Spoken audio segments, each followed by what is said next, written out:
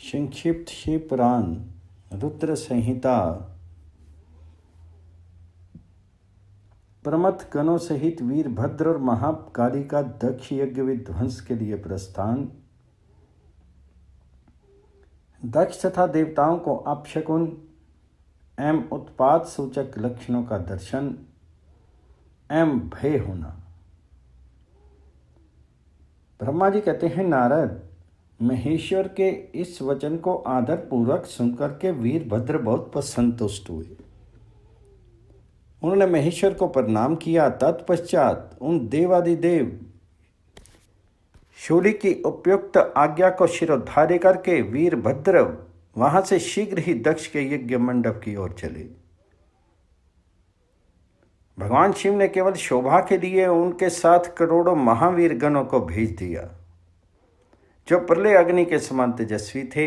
वे कौतूहलकारी प्रबल वीर प्रमथ गण वीरभद्र के आगे और पीछे भी चल रहे थे। काल के भी काल भगवान रुद्र के वीरभद्र सहित जो लाखों पार्षद गण थे, उन सब का स्वरूप रुद्र के ही समान था। उन गणों के साथ महात्मा वीरभद्र भगवान शिव के समान ही वेशभूषा धारण किए रथ पर बैठ करके यात्रा कर रहे थे। उनके 1,000 भुजाएं थी। शीर में नागराज लिपटे हुए थे। वीरभद्र बड़े प्रबल और भयंकर दिखाई देते थे। उनका रथ बहुत ही विशाल था। उसमें 10,000 सिंह जोते जाते थे, जो प्रयत्नपूर्वक उस रथ को खींचते थे। उसी प्रकार बहुत से प्रबल सिंह, शार्दूल, मगर, मलय, मत्स्य और सहस्त्रों हाथी उस रथ के पार्श्वभाव की रक्षा करते थे। काली, कात्यायनी, ईशानी, चामुंडा, मुंडमर्दनी, भद्रकाली, भद्रा, तविरता तथा वैष्णवी, इन नवदुर्गाओं के साथ तथा समस्त भूतगणों के साथ महाकाली दक्ष का विनाश करने के लिए चली।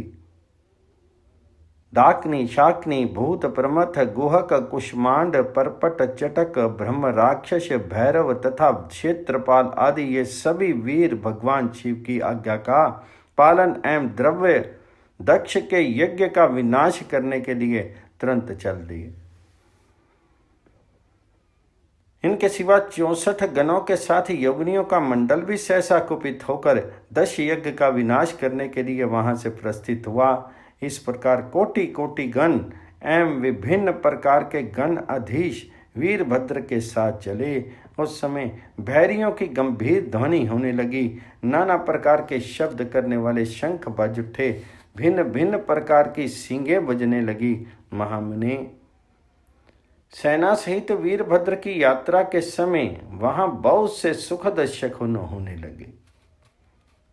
इस प्रकार जब प्रमथ गणों सहित वीरभद्र ने प्रस्थान किया, तब उधर दक्ष तथा देवताओं को बहुत से अशुभ लक्षण दिखाई देने लगे। देव ऋषि यज्ञ विध्वंस की सूचना देने वाले त्रिविध उत्पात प्रकट होने लगे। दक्ष की बाईं आंख, बाईं भुजा, बाईं जांघ फड़कने लगी। तात वाम अंगों का वह फड़कना सर्था अशुभ सूचक था और नाना प्रकार के कष्ट मिलने की सूचना दे रहा था। उस समय दक्ष की यज्ञशाला में धरती डोलने लगी। दक्ष को दोपहर के समय दिन में ही अद्भुत तारे दिखने लगे। दिशाएं मलिन हो गई। सूर्यमंडल चितकबरा दिखने लगा। उस पर हजारों घेरे पड़ गए, जिससे वह भयंकर जान पड़ता था। बिजली और अग्नि के समान दीप्तिमान तारे टूट टूट कर गिरने लगे तथा और भी बहुत से भयानक अपशकुन होने लगे। इसी बीच में वहां आकाशवाणी प्रकट हुई, जो संपूर्ण देवताओं और विशेषता दक्ष को बात सुनाने लगी। आकाशवाणी बोली, ओ दक्ष, आज तेरे जन्म को धिक्कार है। तुम महामूढ़ और पाप आत्मा है। भगवान हर की ओर से आज तुझे महान दुख प्राप्त होगा, जो किसी तरह टल नहीं सकता है।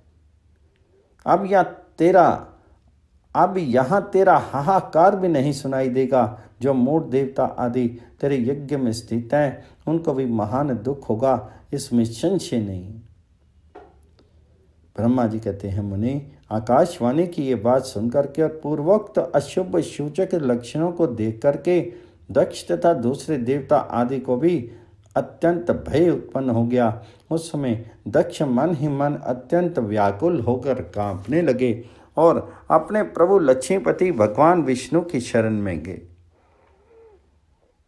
वे भय से अधीर होकर बेसुध हो रहे थे। उन्होंने सजन वत्सल देवादिदेव भगवान विष्णु को प्रणाम किया और उनकी स्तुति करके कहा। अध्याय 33-34 पूर्ण। दक्ष के यज्ञ की रक्षा के लिए भगवान विष्णु से प्रार्थना।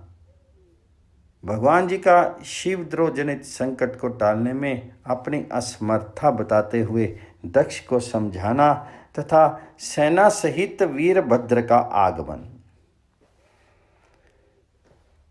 दक्ष बोले, देव देव हरे विष्णु दीन बंधु कृपा निधे, आपको मेरी और मेरी यज्ञ की रक्षा करनी चाहिए। प्रभु, आप यज्ञ के रक्षक हैं, यज्ञ आपका कर्म है और आप यज्ञ स्वरूप हैं। आपको ऐसी कृपा करनी चाहिए जिससे यज्ञ का विनाश नहीं है। तो ब्रह्मा जी कहते हैं, मुनीश्वर, इस तरह अनेक प्रकार से सादर प्रार्थना करके दक्ष भगवान श्री हरि के चरणों में गिर पड़े। उनका चित्त भय से व्याकुल हो रहा था। तब जिनके मन में घबराहट आ गई थी, उन प्रजापति दक्ष को उठा करके और उनकी पूर्वोक्त बात सुन करके भगवान विष्णु ने देवादिदेव शिव का स्मरण किया। अपने प्रभु एवं महान ऐश्वर्य से युक्त परमेश्वर शिव का स्मरण करके शिव तत्व के ज्ञाता श्री हरि दक्ष को समझाते हुए बोले। श्री हरि ने कहा, दक्ष, मैं तुमसे तत्व की बात बता रहा हूं, तुम मेरी बात ध्यान देकर सुनो। मेरा ये वचन तुम्हारे लिए सत्ता हितकर तथा महामंत्र के समान सुखदायक होगा। दक्ष, तुम्हें तत्व का ज्ञान नहीं है, इसलिए तुमने सबके अधिपति परमात्मा शंकर की अवहेलना की है। ईश्वर की अवहेलना से सारा कार्य सर्वथा निष्फल हो जाता है। केवल इतना ही नहीं, पग पग पर विपत्ति भी आती है। जहाँ अपूज्य पुरुषों की पूजा होती है और पूजनीय पुरुषों की पूजा नहीं की जाती, वहाँ दरिद्रता, मृत्यु तथा भय, ये 3 संकट अवश्य प्राप्त होते हैं।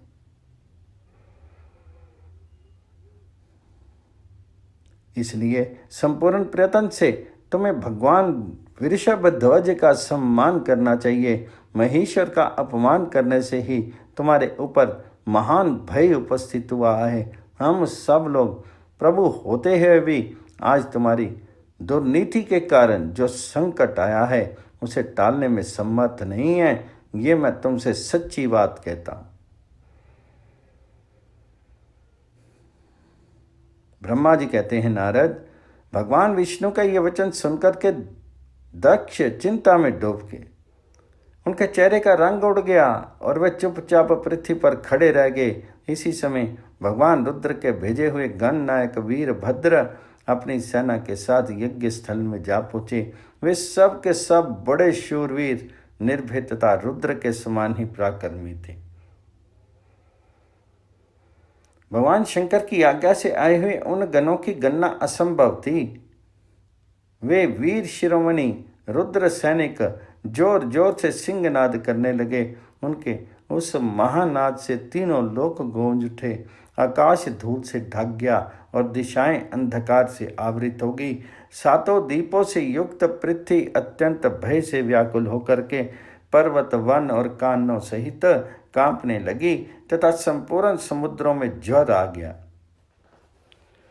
इस प्रकार समस्त लोकों का विनाश करने के लिए समर्थ उस विशाल सेना को देख करके समस्त देवता आदि चकित हो गए। सेना के उद्योग को देख करके दक्ष के मुंह से खून निकल आया। वह अपनी स्त्री को साथ ले भगवान विष्णु के चरणों में दंड की भांति गिर पड़े और इस प्रकार बोले, दक्ष ने कहा, विष्णु महाप्रभु, आपके बल से ही मैंने इस महान यज्ञ का आरंभ किया है। सत्कर्म की सिद्धि के लिए आप ही प्रमाण माने गए हैं। विष्णु, आप कर्मों के साक्षी तथा यज्ञों के प्रतिपालक हैं। महाप्रभु, आप वेदोक्त धर्म तथा ब्रह्मा जी के रक्षक हैं। अतः प्रभु, आपको मेरे इस यज्ञ की रक्षा करनी चाहिए, क्योंकि आप सबके प्रभु हैं। ब्रह्मा जी कहते हैं, दक्ष की अत्यंत दीनतापूर्ण बात सुनकर के भगवान विष्णु उस समय शिव तत्व से विमुख हुए। दक्ष को समझाने के लिए इस प्रकार बोले। श्री विष्णु ने कहा, दक्ष, इसमें संदेह नहीं है कि मुझे तुम्हारे यज्ञ की रक्षा करनी चाहिए, क्योंकि धर्म परिपालन विषयक जो मेरी सत्य प्रतिज्ञा है वह सर्वत्र विख्यात है। परंतु दक्ष, मैं जो कुछ कहता हूं उसे तुम सुनो। इस समय अपनी क्रूरतापूर्ण बुद्धि को त्याग दो। देवताओं के क्षेत्र नैमिष्य अरण्य में जो अद्भुत घटना घटित हुई थी उसका तुम्हें स्मरण नहीं हो रहा है। क्या तुम अपनी कुबुद्धि के कारणों से भूल गए? यहां कौन भगवान रुद्र के कोप से तुम्हारी रक्षा करने में समर्थ है? दक्ष, तुम्हारी रक्षा किसको अभिमत नहीं है, परंतु जो तुम्हारी रक्षा करने को उद्यत होता है वह अपनी दुर्बुद्धि का ही परिचय देता है। दुर्मते, क्या कर्म है और क्या अकर्म, इसे तुम नहीं समझ पा रहे हो। केवल कर्म ही कभी कुछ करने में समर्थ नहीं हो सकता। जिसके सहयोग से कर्म में कुछ करने की सामर्थ्य आती है उसी को तुम स्वकर्म समझो। भगवान शिव के बिना दूसरा कोई कर्म में कल्याण करने की शक्ति देने वाला नहीं है। जो शांत होकर ईश्वर में मन लगा करके उनकी भक्ति पूर्वक कार्य करता है उसी को भगवान शिव तत्काल उस कर्म का फल देते हैं। जो मनुष्य केवल ज्ञान का सहारा लेकर के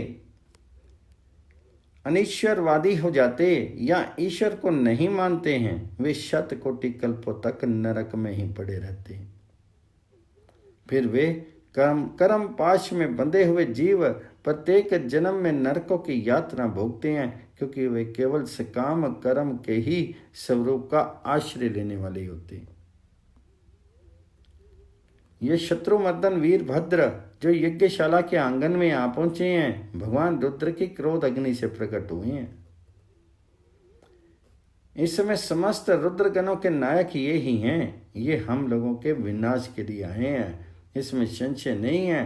कोई भी कार्य क्यों ना हो, वस्तुतः इनके लिए कुछ भी अशक्य है ही नहीं। ये महान सामर्थ्यशाली वीरभद्र सब देवताओं को अवश्य जिलाकर ही शांत होंगे, इसमें संशय नहीं जान पड़ता। मैं ब्रह्म से महादेव जी की शपथ का उल्लंघन करके जो यहाँ ठहरा रहा उनके कारण तुम्हारे साथ मुझे भी इस कष्ट का सामना करना ही पड़ेगा। भगवान विष्णु इस प्रकार कह ही रहे थे कि वीरभद्र के साथ शिवगणों की सेना का समुद्र उमड़ आया। समस्त देवता आदि ने उसे देखा। अध्याय 35 पूर्ण। देवताओं का पलायन। इंद्र आदि के पूछने पर बृहस्पति का रुद्र देव की अजेयता बताना। वीरभद्र का देवताओं को युद्ध के लिए ललकारना। श्री विष्णु और वीरभद्र की बातचीत तथा विष्णु आदि का अपने लोक में जाना एवं दक्ष और यज्ञ का विनाश करके वीरभद्र का कैलाश को लौट जाना। ब्रह्मा जी कहते हैं, नारद, उस समय देवताओं के साथ शिवगणों का घोर युद्ध आरंभ हो गया। उसमें सारे देवता पराजित हुए और भागने लगे। वे एक दूसरे का साथ छोड़ करके स्वर्गलोक में चले गए। उस समय केवल महाबली इंद्र आदि लोकपाल ही उस दारुण संग्राम में धैर्य धारण करके उत्सुकता पूर्वक खड़े रहे। तदनंतर इंद्र आदि सब देवता मिल करके उस सम्रांगण में बृहस्पति जी को विनीत भाव से नमस्कार करके पूछने लगे। लोकपाल बोले, गुरुदेव बृहस्पति, तात महाप्रयाग दयानिधि, शीघ्र बताइए, हम जानना चाहते हैं कि हमारी विजय कैसे होगी। उनकी ये बात सुनकर के बृहस्पति ने प्रयत्न पूर्वक भगवान शंभु का स्मरण किया और ज्ञान दुर्बल महेंद्र से कहा। बृहस्पति बोले, इंद्र, भगवान विष्णु ने पहले जो कुछ कहा था वह सब इस समय घटित हो गया। मैं उसी को स्पष्ट कर रहा हूं, सावधान होकर के सुनो। समस्त कर्मों का फल देने वाला जो कोई ईश्वर है वह कर्ता का ही आश्रय लेता है। कर्म करने वाले को ही उस कर्म का फल देता है। जो कर्म करता ही नहीं उसको फल देने में वह भी समर्थ नहीं है। अतः जो ईश्वर को जान करके उसका आश्रय लेकर के सत्कर्म करता है उसी को उस कर्म का फल मिलता है। ईश्वर द्रोही को नहीं, ना मंत्र, ना औषधियां, ना समस्त अभिचारिक कर्म, ना लौकिक पुरुष, ना कर्म, ना वेद, ना पूर्व और उत्तर मीमांस तथा नाना वेदों से युक्त अन्यान्य शास्त्र ही ईश्वर को जानने में समर्थ होते हैं। ऐसा प्राचीन विद्वानों का कथन है। अनन्य शरण भक्तों को छोड़ करके दूसरे लोग संपूर्ण वेदों का 10,000 बार से अध्यय करके भी महेश्वर को भली भांति नहीं जान सकते। ये महाश्रुति का कथन है। अवश्य भगवान शिव के अनुग्रह से ही सर्था शांत, निर्विकार एवं उत्तम दृष्टि से सदाशिव के तत्व का साक्षात्कार ज्ञान हो सकता है। सुरेश्वर, क्या कर्तव्य है और क्या अकर्तव्य, इसका विवेचन करना अभीष्ट होने पर मैं तो इसमें सिद्धि का उत्तम अंश है, उसी का प्रतिपादन करूंगा। तुम अपने हित के लिए उसे ध्यान दे करके सुनो। इंद्र, तुम लोकपालों के साथ आज नादान बन करके दक्ष यज्ञ में आगे, बताओ तो यहाँ क्या पराक्रम करोगे। भगवान रुद्र जिनके सहायक हैं, ऐसे ये परम क्रोधी रुद्रगण इस यज्ञ में विघ्न डालने के लिए आए हैं और अपना काम पूरा करेंगे, इसमें संशय नहीं है। मैं सत्य सत्य कहता हूं कि इस यज्ञ के विघ्न का निवारण करने के लिए वस्तुतः तुम में से किसी के भी पास भी सर्था कोई उपाय नहीं है। बृहस्पति की यह बात सुनकर के वे इंद्र सहित समस्त लोकपाल बड़ी चिंता में पड़ गए। तब महावीर रुद्रगणों से घिरे हुए वीरभद्र ने मन ही मन भगवान शंकर का स्मरण करके इंद्र आदि लोकपालों को डांटा और इसके पश्चात रुद्रगणों के नायक वीरभद्र ने रोष से भर करके तुरंत संपूर्ण देवताओं को तीखे बाणों से घायल कर दिया। उन बाणों की चोट खा करके इंद्र आदि समस्त सुरेश्वर भागते हुए 10 दिशाओं में चले गए। जब लोकपाल चले गए और देवता भाग खड़े हुए, तब वीरभद्र अपने गणों के साथ यज्ञशाला के समीप गए। उस समय वहां विद्यमान समस्त ऋषि अत्यंत भयभीत होकर के परमेश्वर श्री हरि से रक्षा की प्रार्थना करने के लिए सहसा नतमस्तक होकर शीघ्र बोले, देव देव रमानाथ सर्वेश्वर महाप्रभु, आप दक्ष के यज्ञ की रक्षा कीजिए। आप ही यज्ञ हैं, इसमें संशय नहीं है। यज्ञ आपका कर्म रूप और अंग है, आप यज्ञ के रक्षक हैं। अतः दक्ष यज्ञ की रक्षा कीजिए, आपके सिवा दूसरा कोई इसका रक्षक नहीं है। ब्रह्मा जी कहते हैं, नारद, ऋषियों का ये वचन सुनकर के मेरे सहित भगवान विष्णु वीरभद्र के साथ युद्ध करने की इच्छा से चले। श्री हरि को युद्ध के लिए उद्यत देख करके शत्रुमर्दन वीरभद्र जो वीर प्रमथ गणों से घिरे हुए थे, कड़े शब्दों में भगवान विष्णु को डांटने लगे। ब्रह्मा जी कहते हैं, नारद, वीरभद्र की ये बात सुन करके बुद्धिमान देवेश्वर विष्णु वहां प्रसन्नतापूर्वक हंसते हुए बोले, श्री विष्णु ने कहा, वीरभद्र, आज तुम्हारे सामने मैं जो कुछ कहता हूं उसे सुनो। मैं भगवान शंकर का सेवक हूं। तुम मुझे रुद्रदेव से विमुख मत कहो। दक्ष अज्ञानी हैं, कर्म कांडों में ही इनकी निष्ठा है। इसने मूर्तावश पहले मुझसे बारंबार अपने यज्ञ में चलने के लिए प्रार्थना की थी। मैं भक्त के अधीन ठहरा, इसलिए चला आया। भगवान महेश्वर भी भक्त के अधीन रहते हैं। तात, दक्ष मेरा भक्त है, इसलिए मुझे यहाँ आना पड़ा है। रुद्र के क्रोध से उत्पन्न हुए वीर, तुम रुद्र तेज स्वरूप हो, उत्तम प्रताप के आश्रय हो। मेरी प्रतिज्ञा सुनो। मैं तुम्हें आगे बढ़ने से रोकता हूं और तुम मुझे रोको। परिणाम वही होगा जो होने वाला होगा। मैं पराक्रम करूंगा। ब्रह्मा जी कहते हैं, नारद, भगवान विष्णु के ऐसा कहने पर महाबाहु वीरभद्र हंस करके बोला, आप मेरे प्रभु के प्रिय भक्त हैं, ये जान करके मुझे बड़ी प्रसन्नता हुई है। इतना कहकर के गणनायक वीरभद्र हंस पड़ा और विनय से नतमस्तक होकर के बड़ी प्रसन्नता के साथ श्री विष्णु देव से कहने लगा। वीरभद्र ने कहा, महाप्रभु, मैंने आपके भाव की परीक्षा के लिए कड़ी बातें कही थी। इस समय यथार्थ बात कहता हूं, सावधान होकर के सुनो। हरे, जैसे शिव है वैसे आप हैं, जैसे आप हैं वैसे शिव हैं, ऐसा वेद कहते हैं। और वेदों का ये कथन शिव की आज्ञा के अनुसार ही है। रमानाथ, भगवान शिव की आज्ञा से हम लोग उनके सेवक ही हैं। तथापि मैंने जो बात कही है वह इस वाद विवाद के अवसर के अनुरूप ही है। आप मेरी हर बात को आपके प्रति आदर के भाव से ही कही गई समझिए। ब्रह्मा जी कहते हैं, वीरभद्र का ये वचन सुनकर के भगवान श्री हरि हंस पड़े और उनके लिए हितकर वचन बोले। श्री विष्णु ने कहा, महावीर, तुम मेरे साथ निशंक होकर के युद्ध करो। तुम्हारे अस्त्रों से शीर के भर जाने पर ही मैं अपने आश्रम को जाऊंगा।